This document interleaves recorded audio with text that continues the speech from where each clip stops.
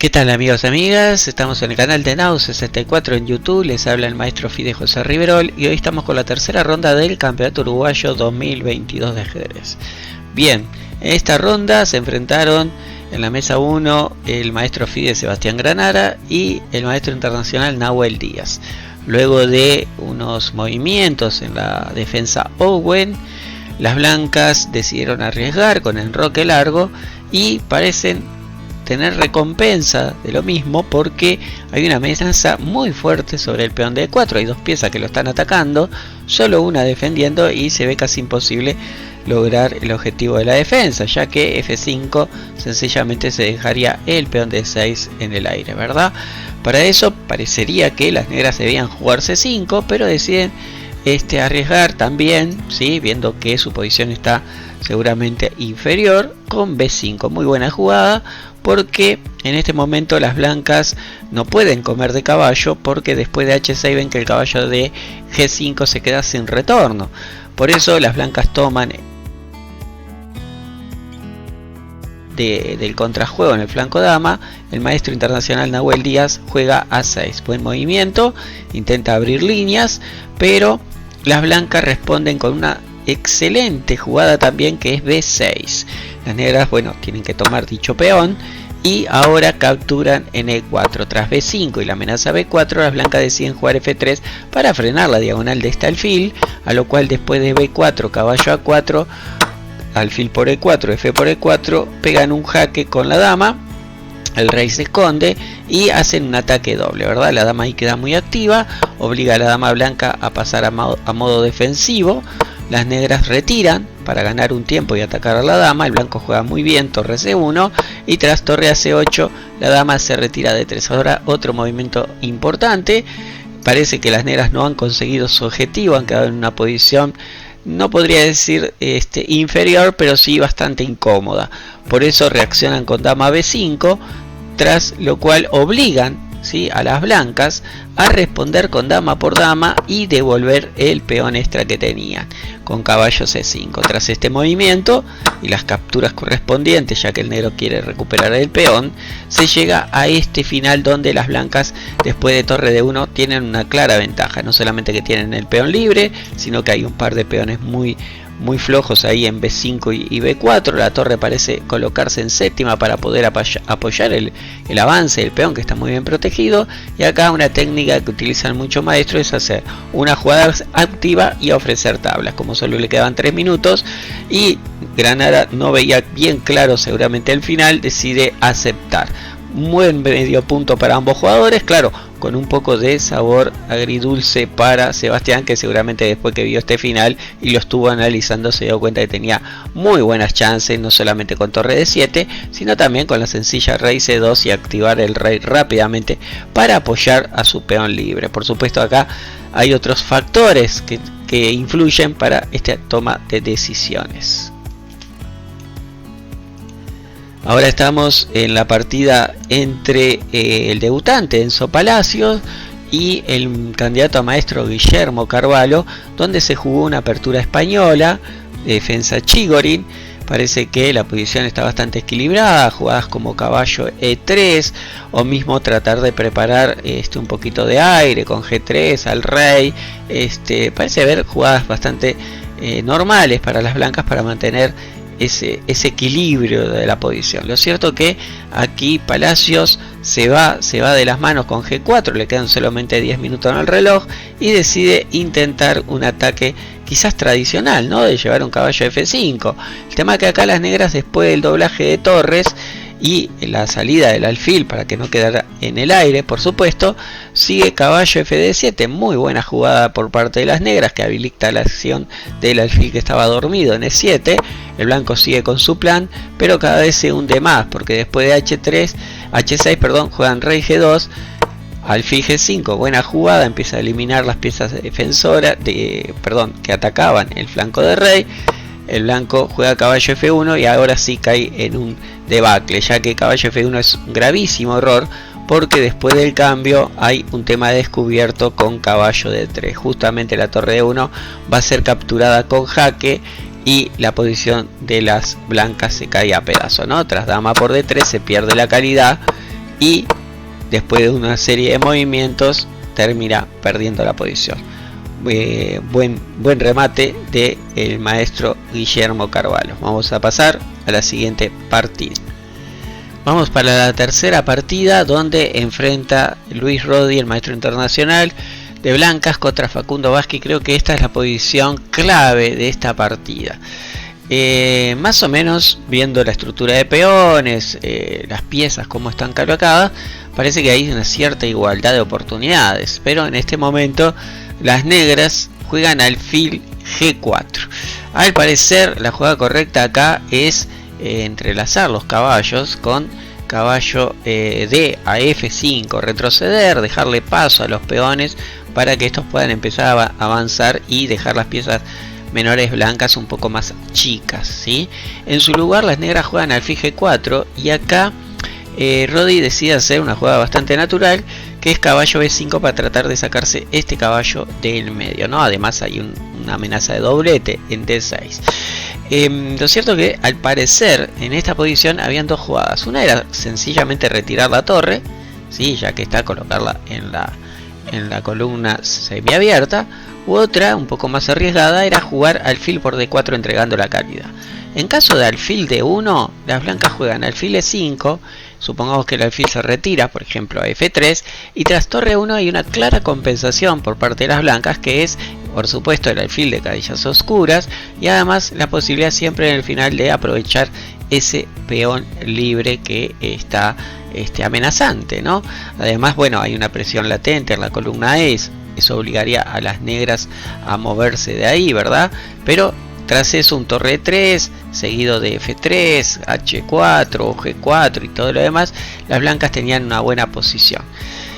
La otra opción, por supuesto, es no comer la calidad, jugar E por D4, pero tras alfil B5, supongamos que rey F8, torre D4, y las blancas, por supuesto, están muy bien en esta posición, ¿no? Tienen un peón de más y no hay nada que temer. Lo cierto que, volviendo a la partida, tras caballo B5, las negras cambiaron los caballos, se bloqueó, el blanco rechaza el cambio de alfiles, las negras actúan con un poquito de energía con alfil A4 y las blancas pasan a modo defensivo. La otra opción, por supuesto, es jugar F3 y tratar de controlar el avance de los peones, ¿no? Es verdad que más tarde, más temprano, el negro siempre tiene la jugada F5. Tras torre C1 y E4, el blanco está bien, logró una posición aceptable tras las imprecisiones de alfil A4 y esta última, y tras alfil E2, torre G6, el blanco juega C4. Al parecer quizás temía algún tipo de ataque con las torres, ¿sí? Por las columnas C y B. Lo cierto es que las blancas ya estaban en condiciones de empezar a tratar de movilizar esos peones, especialmente el G4, H4, ¿verdad? Pero bueno, tras C4, torre D8, se cambia en D5. El blanco acá no quiere arriesgar, no quiere comer el peón de A7 porque seguramente le molesta algún tema de encierro de dicha pieza, pero juega alfil D2. Esto le da una clara oportunidad que Facundo no desperdicia jugando el tema táctico del alfil está en el aire. Juega E3, tras peón por peón, el negro juega el descubierto caballo F4. Las blancas todavía podían solucionar sus problemas con alfil C4 y tras torre por D2, rey C3, amenazando la torre y el caballo, y en caso de, por ejemplo, defender las torres, E por F4, y las blancas parecen mantener la igualdad. En su lugar, las blancas jugaron alfil B4 y ahora sí el principio del alfil, ¿no? Caballo por E2, pieza además para las negras. Las blancas tratan de encerrar el caballo, pero no van a llegar a ningún lado. Inclusive acá caballo G3, toca la torre con el descubierto, siguió torre F4, caballo D2, encierran por fin el caballo, pero tras todos estos cambios, las negras tienen clara ventaja y terminaron venciendo en la jugada 59. Muy buen triunfo del joven vicecampeón uruguayo Facundo Vázquez. Posición clave de la partida entre el ex campeón nacional Nicolás López, maestro FIDE, y uno de los debutantes juntos con Palacio, Leonardo Vaz, con piezas oscuras. Bueno, tras esta posición se puede decir que las blancas tienen una pequeña ventaja, ¿verdad? Obviamente el caballo de C3 está tocado por el peón y van a tener que moverlo. Tienen que decidir entre jugar caballo A4 para dominar la casilla C5 o retroceder con el caballo a E2 para luego tratar de pasarlo a la casilla G3 y buscar nuevos horizontes en el ataque hacia el flanco rey. Ataque que es posible gracias a la formación famosa de Pilbury, ¿no? Colocar los peones en D4 y F4 y ese hermoso caballo de puesto avanzado en E5. Lo cierto que aquí el maestro López arriesga, calcula dama H3, pero resulta que esta jugada es un grave error, ¿sí? Porque las negras tenían la sencilla jugada de comer el caballo. Sencilla digo porque es natural comer el caballo, pero no sencillo de calcular, porque claro, hay una imagen de mate aquí, ¿no? Entonces claro, tras caballo por D7, ante la amenaza de caballo F6, hay que capturar con la dama. Las blancas tienen alfil H7, no se puede jugar rey H8, o no conviene jugar rey H8 por alfil F5 y se está perdiendo la dama. Caballo por H7, dama por D7, C por D2, y en esta posición, después de, por ejemplo, supongamos torre C2, se llegaba a una posición bastante interesante donde las blancas tenían una dama, pero las negras tenían 3 piezas menores. Al módulo, por supuesto, le gustan las 3 piezas menores, especialmente imagínense que las negras colocaran un hermoso caballo en E4, o el alfil de casillas blancas lo pudieran mejorar rápidamente con un alfil C8, alfil F5, alfil E4, pero está claramente que las piezas menores van a jugar un poquitín más que la dama. Lo cierto que Leonardo acá se entreveró mucho, jugó caballo B6, la posición quedó netamente inferior tras caballo D1, por más que centralizó el caballo. Las negras cometen esta metedura de pata realmente, ¿verdad? Acá había que jugar con cuidado. Tanto A5 como dama E8 parecían jugadas que mantenía la posición, pero tras F5 el blanco de a poquito empezó a aumentar la presión sobre el centro. Como ven, la barrita se vuelve loca ante las jugadas, y esta jugada dama 8 deja mucho que desear también, ¿no? La sencilla retirada de torre era mucho más preciso. Ahora el flanco rey de las negras quedó bastante vulnerable.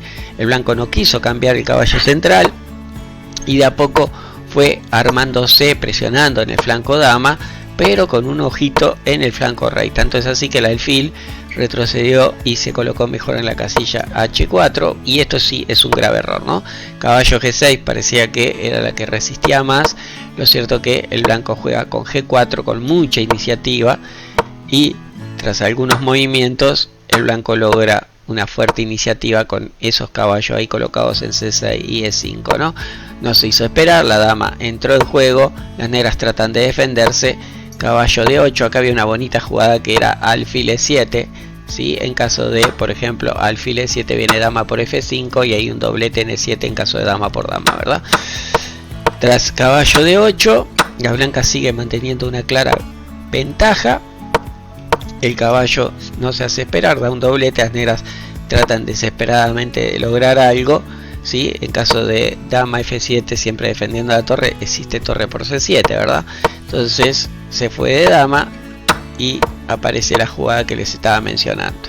De a poquito ahí las blancas, por más que las negras rompen en calidad en E5, tras torre G6, la amenaza torre por D7 es muy fuerte, está clavada, y bueno, además el blanco sencillamente, bueno, puede volver a C6, que era una jugada que también se podía realizar, ¿no?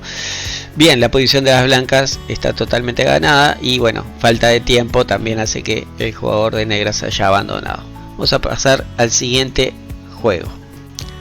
La partida entre Rosselli y Hosman realmente fue muy cortita, solo 11 jugadas. Así está la posición cuando dejan en empate, ¿sí? Así que nada, vamos a pasar a la siguiente partida. Nos vamos a la última partida, que enfrentaba al maestro FIDE Diego Carbone contra Claudio Coppola, maestro internacional. Realmente las negras han jugado una partida excepcional, jugaron un gambito Volga, han quedado en una posición muy buena, pero ahora hacen una jugada que permite que las blancas vuelvan a ruedo, ¿no? Donde una posición como este tipo, como controlando, por ejemplo, torre A4, después mejorando el caballo, empujando el peón, colocando un caballo en C5, parecía una maniobra de ir apretando a las piezas blancas. El maestro de negras juega torre por E4, lo cual es un error, porque tras torre A2 obliga prácticamente a las negras a frenar ese peón con caballo A6, y tras caballo G3 nos empezamos a dar cuenta que la torre tiene alguna dificultad de dónde ir, ¿sí? Porque en caso de, por ejemplo, de torre D4, el caballo estaría repitiendo la posición y se tendría que volver a lo mismo. Entonces juega torre H4 y acá las blancas juegan rey F1, perdiéndose una gran oportunidad que comenzaba con caballo E2 de vuelta, y en caso de algún movimiento de las negras, por ejemplo, supongamos caballo D3 para tratar de ir a proteger el caballo, a tratar de hacer alguna cosita por este lado, el blanco podía mantener una posición súper controlada, porque estarían siempre atando las piezas del flanco dama, que en este caso el caballo, y además la torre estaría bastante atada. Sería un poco complicado para las negras tratar de zafar con la torre. Lo cierto es que fíjense en los tiempos, ¿verdad? 1.22 para las blancas, 2.46 para las negras. Esto hace que tras rey F1 las negras empiecen ahora sí a quedar mejor gracias a este tipo de cambios, y sacan la torre de problemas y mejoran su posición rápidamente. Controlan el centro, el peón no puede avanzar, la columna B no le da tiempo a las blancas de ir a atacar, restringen un poco la posición. Con esto se aseguran que las blancas nunca entren por la columna B, por más que el caballo intenta ir, ¿sí? Trata de empujar la posición. Las negras siguen con su avance de peones, y ahora ya ahí estamos en la jugada 40, se suman los 30 minutos adicionales. El negro juega E4 muy apresurado, ¿sí? Capaz que habían otras chances, parece la más normal jugar C4, vamos a ver la diferencia. E4, torre F7, esto le da nuevas chances al conductor de las piezas blancas. El negro sigue con su avance de peones, y ahora juegan D3 tras rey D2, las negras juegan C4, y acá viene el momento, creo que última oportunidad de las blancas, que estaban en una posición inferior. Es verdad que acá las negras están amenazando la sencilla C3 y el avance de los peones es incontrolable. En esta posición jugaron caballo E4, pero era mejor jugar torre jaque, y después de alfil F8, ahí sí caballo por E4. ¿Por qué? Ahora vamos a ver la gran diferencia. Al jugar caballo E4, el alfil ahora entra en acción, y tras rey C3 las negras ganan pieza y no tienen tiempo de ir a comer el caballo de A6. Tras estos movimientos, torre por caballo, muy buena jugada, el blanco decide abandonar. ¿Por qué? Porque en caso de peón por torre, sencillamente D2. Bueno, este fue el resumen de la ronda número 3 del campeonato uruguayo. Espero que les haya gustado. No se olviden de ver todas las partidas completas en chess.com, en la sala de eventos. Y nada, si les gustó, denle dedito para arriba, dejen sus comentarios cuál fue la partida que les gustó más en esta ronda. Es interesante que me den su opinión, ¿sí? Dentro de poco ya tendremos la otra ronda también a disposición de ustedes. Les mando un abrazo grande, que pasen lindo. Chau chau.